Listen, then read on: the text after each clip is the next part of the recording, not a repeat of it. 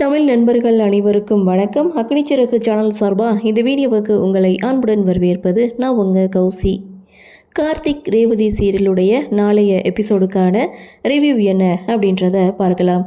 First சீனை பொறுத்த வரைக்கும் மகேஷோடைய அண்ணி 2 பேரும் ரேவதியோடைய வீட்டுக்கு வராங்க. இதுதான் மாப்பிள்ளை அப்படின்னு சொல்லி ரேவதியோடைய குடும்பத்துக்கும், இதுதான் பொண்ணு அப்படின்னு சொல்லி மகேஷுக்கும் இங்கே கார்த்தி தான் இன்ட்ரடியூஸ் பண்ணி வைக்கிறாங்க. ரேவதியோடைய அப்பாவும் அவங்க மாமாவும் என்ட்ரி கொடுக்குறாங்க. என்னை விட மாப்பிள்ளை சுமாராக தான் இருக்காருன்னு மகிழ்வாகனமும் சொல்ல, என் பொண்ணோட விருப்பம் தான் முக்கியம்னு ராஜா சொல்லிட்டாரு. ஸோ வந்தவங்களுக்கு ஏதாவது குடிக்க கொடுக்கலாமேன்னு கார்த்தி ஒரு பக்கம் சொல்ல, ரேவதி காஃபியா டீயான்னு கேட்கும்போது எது கொடுத்தாலும் ஓகே அப்படின்றாங்க. ரேவதி காஃபி கொண்டு வந்து கொடுக்குறாங்க. எல்லோரும் குடிச்சிட்டு இருக்கும்போது அந்த சமயம் நம்ம ஈஸ்வரி என்ட்ரி கொடுக்குறாங்க.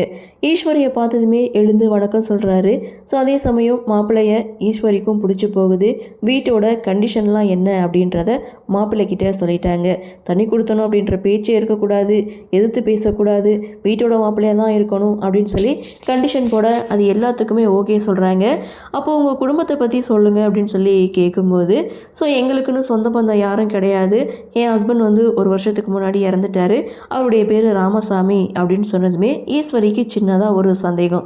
செங்கசூளையில் 1 வருஷத்துக்கு முன்னாடி ராமசாமி அப்படின்ற ஒருத்தர் வேலை பார்த்தாரு, அவரோட மனைவியா நீங்கள் அப்படின்னு சொல்லி கேட்கும்போது, இல்லை என்னுடைய கணவர் வந்து பருப்பு கடையில் வேலை பார்த்தாருன்னு போய் சொல்ல அதை கார்த்தியும் நோட் பண்ணுறாங்க.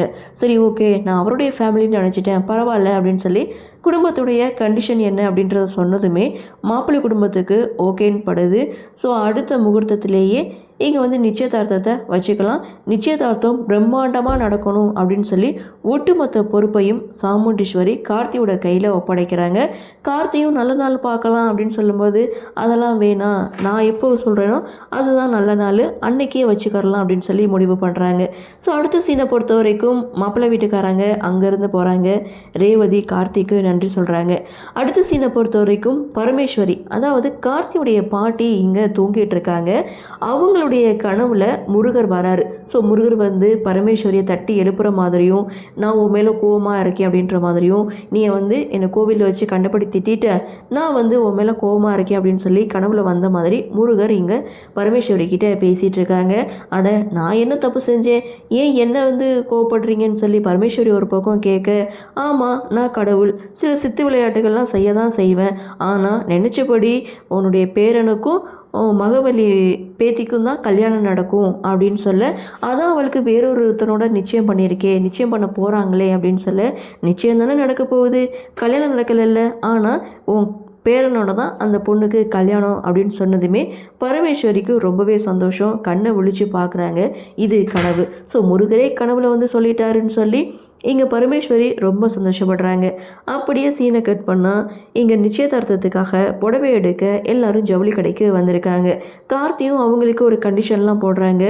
ஷார்ட் டைம் இருக்கிறதுனால குறிப்பிட்ட நேரத்துக்குள்ளே நீங்கள் ட்ரெஸ்லாம் எடுத்துகிட்டு வந்துடணும், அடுத்து நகை கடைக்கு போகணும் அப்படின்னு சொல்ல, அந்த இடத்துல மகிழ்வாகணும், நான் என்னுடைய பர்சனாலிட்டிக்கு கொஞ்சம் பார்த்து தான் எடுப்பேன், கொஞ்சம் நேரம் அதிகம் ஒதுக்கி கொடுக்கக்கூடாதா அப்படின்னு சொல்ல, உனக்கெலாம் நேரமே கிடையாது, 5 நிமிஷம் தான் டைம் அப்படின்னு சொல்ல, அவரும் ஓடி போய் அவருக்குன்னு ட்ரெஸ் எடுத்துகிட்டு வராரு.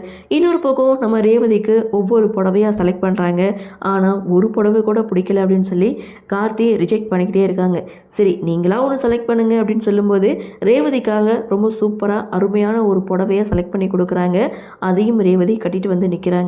இதோட எபிசோட முடிக்கிறாங்க. அடுத்து என்ன நடக்கும் அப்படின்ற ஒரு எதிர்பார்ப்பு.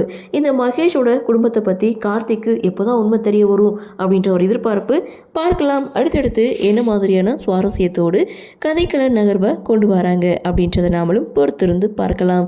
இன்றைய பகுதி பற்றினா உங்களுடைய கருத்தை வழக்கம்போல கமெண்ட் செக்ஷனில் பதிவு பண்ணுங்கள்.